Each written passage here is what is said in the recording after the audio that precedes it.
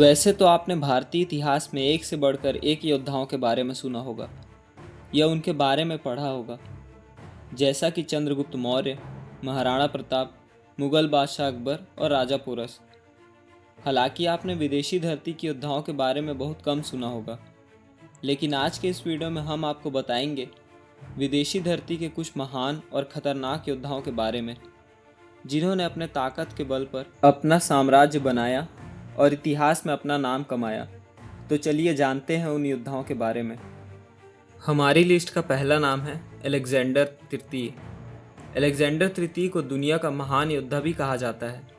Alexander Macedonia देश का राजा था। अलेक्जेंडर को दुनिया जीतने का जुनून था। उनके अंदर एक अलग ही काबिलियत थी, जिसके कारण उन्होंने जाने कितने ही देश जीते। इतिहास के इस महान योद्धा के जन्म के बारे में ज़्यादा जानकारी तो नहीं मिलती, लेकिन माना जाता है कि अलेक्जेंडर का जन्म 20 जुलाई 365 ईसा पूर्व में हुआ था। वह युद्ध में अपनी सेना के साथ उतर जाता था।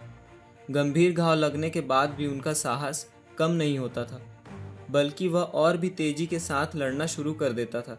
अपने इस हौसले के साथ उन्होंने लगभग आधी दुनिया को अपने कब्जे में कर ही लिया था। चंगेज़ खान। चंगेज़ खान, जिसने 1162 से 1227 तक शासन किया, वह एक मंगोल शासक था। उसने मंगोल शासन के विस्तार में बहुत अहम भूमिका निभाई थी। हालांकि चंगेज़ खान एक क्रूर शासक था, लेकिन वह मंगोलों के लिए किसी मसीहा से कम नहीं था। जब मंगोलों का समय बहुत खराब चल रहा था, ऐसे में चंगेज़ खान के आने के बाद मंगोल साम्राज्य बढ़ता ही गया। जब वह अपनी सेना लेकर जंग के मैदान में उतरता था, तो कोई भी उसके सामने आने से खतराता था। इसी कारण उसने चीन में भी जीत हासिल की थी। चंगेज़ खान ने पोलैंड, वियतनाम, सीरिया, कोरिया जैसे देशों तक आगे बढ़ते हुए अपने साम्राज्य का विस्तार किया था। चंगेज़ खान ने अपने शासन के दौरान व्यापार को भी काफ़ी बढ़ावा दिया था। कहते हैं कि चंगेज़ खान ने अंतर्राष्ट्रीय डाक प्रणाली का भी निर्माण किया था। 1227 ईसा पूर्व में चंगेज़ खान की मृत्यु हो गई थी। Leonidas first. लियोनिडस स्पार्टा का राजा था, जो 540 से 480 ईसा पूर्व तक जीवित रहा। थर्मोपाइले की लड़ाई में स्पार्टन योद्धाओं के साथ उनका नेतृत्व प्रसिद्ध है, जहां उन्होंने और यूनानियों की एक छोटी सी सेना ने 3 दिन तक एक बहुत बड़ी फारसी सेना को रोके रखा था। 480 ईसा पूर्व में राजा जेरेक्स की कमान में एक विशाल फारसी सेना ने पूरे ग्रीक प्रायद्वीप पर विजय प्राप्त करने के लिए ग्रीस पर आक्रमण किया। लियोनिडस ने थर्मोपाइले के संकीर्ण दर्रे की रक्षा के लिए लगभग 7000 यूनानियों की सेना का नेतृत्व किया, जिसमें 300 स्पार्टन योद्धा भी शामिल थे, जो मध्य ग्रीस तक पहुंच को नियंत्रित करते थे। यूनानी सेना ने फारसी सेना को 3 दिन तक रोके रखा। लियोनिडस और उनके स्पार्टन योद्धा युद्ध के अंतिम दिन मौत तक लड़े, जिससे बाकी यूनानी सेना को पीछे हटने और फिर से संगठित होने का मौका मिला। थर्मोपाइले की लड़ाई में लियोनिडस के नेतृत्व और बलिदान ने उन्हें स्पार्टन साहस और आत्म बलिदान का प्रतीक बना दिया, और उनके बलिदान ने यूनानियों को फारसियों के खिलाफ एकजुट होने और अंततः युद्ध जीतने के लिए प्रेरित किया। आज लियोनिडस इतिहास में एक महान व्यक्ति है, और उनकी विरासत कला, साहित्य और फिल्म के अनगिनत कार्यों को प्रेरित करती है। रिचर्ड को रिचर्ड द लायन हार्ट भी कहा जाता था। रिचर्ड का जन्म 8 सितंबर 1157 में ऑक्सफोर्ड, इंग्लैंड में हुआ था। रिचर्ड के पिता का नाम हेनरी द्वितीय था। रिचर्ड 1189 से 1199 में अपनी मृत्यु तक इंग्लैंड के शासक थे। रिचर्ड अपनी सैन्य शक्ति और महान योद्धा के रूप में अपनी प्रतिष्ठा के लिए जाने जाते हैं। उन्होंने अपना अधिकांश शासनकाल विदेश में बिताया। मुसलमानों से यरूशलेम को वापस लेने के लिए पवित्र भूमि पर तीसरे धर्मयुद्ध का नेतृत्व किया। उन्होंने फ्रांस के राजा फिलिप द्वितीय के खिलाफ भी लड़ाई लड़ी और उनके खिलाफ कई लड़ाइयाँ जीती। अपने शासनकाल के दौरान रिचर्ड अपनी वीरता और अपने शूरवीरों और सैनिकों के प्रति उदारता के लिए जाने जाते थे। वह कला के संरक्षक भी थे, और उन्होंने कई प्रसिद्ध कृतियों का निर्माण भी करवाया, जिसमें वर्जिन मैरी की पेंटिंग भी शामिल है, जिसे अब सेलिसबरी मेडन के नाम से जाना जाता है। रिचर्ड की मृत्यु 6 अप्रैल 1199 को 41 वर्ष की आयु में फ्रांस में एक विद्रोही रईस के खिलाफ लड़ाई में घायल होने के बाद हुई। उनके बाद उनके छोटे भाई जॉन इंग्लैंड के राजा बने। अपने छोटे शासनकाल के बावजूद रिचर्ड फर्स्ट इतिहास में सबसे प्रतिष्ठित और सम्मानित राजाओं में से एक है और एक बहादुर और महान योद्धा के रूप में उनकी प्रतिष्ठा आज भी कायम है। Miyamoto Musashi. मियामोटो मुसाशी एक प्रसिद्ध जापानी तलवारबाज, रणनीतिकार और दार्शनिक थे जो ईस्वी काल 1603 से 1868 के दौरान थे।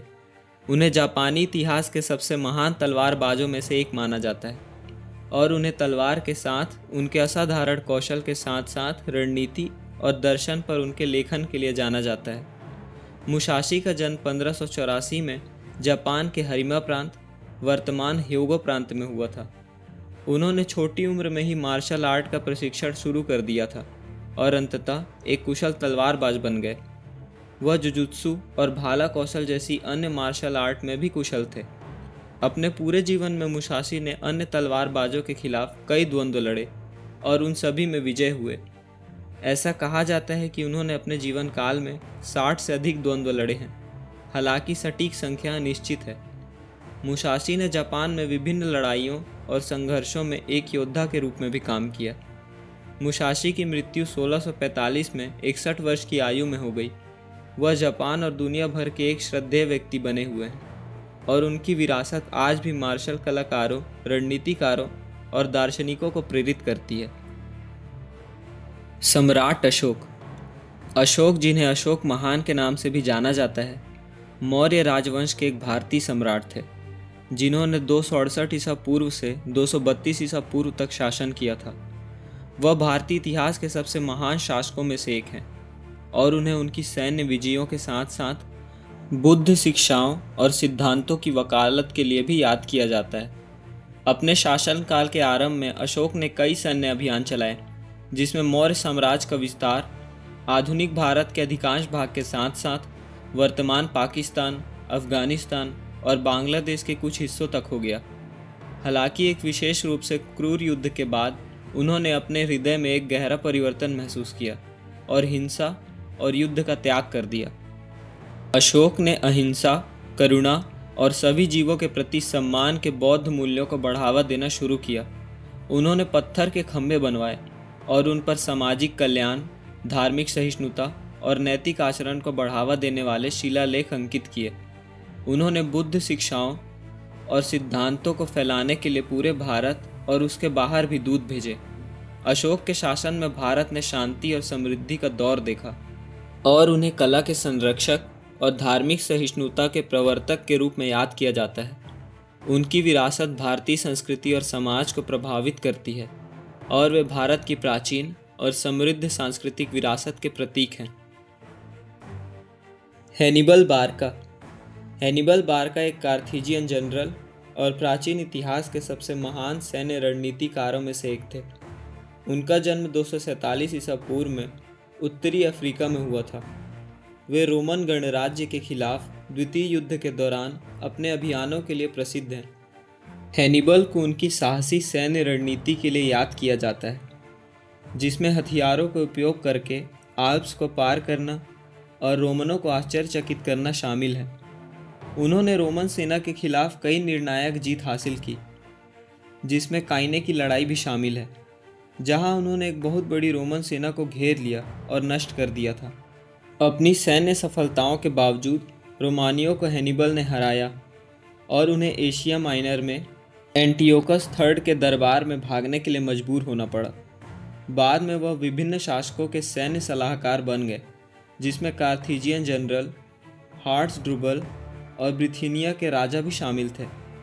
हैनिबल की सैन्य विरासत का सैन्य रणनीति और कार्यनीति पर महत्वपूर्ण प्रभाव पड़ा है और आश्चर्यजनक हमलों, फ्लैंकिंग युद्धाभ्यास और मनोवैज्ञानिक युद्ध के उनके उपयोग को दुनिया भर के सैन्य नेताओं द्वारा अध्ययन किया जाता है।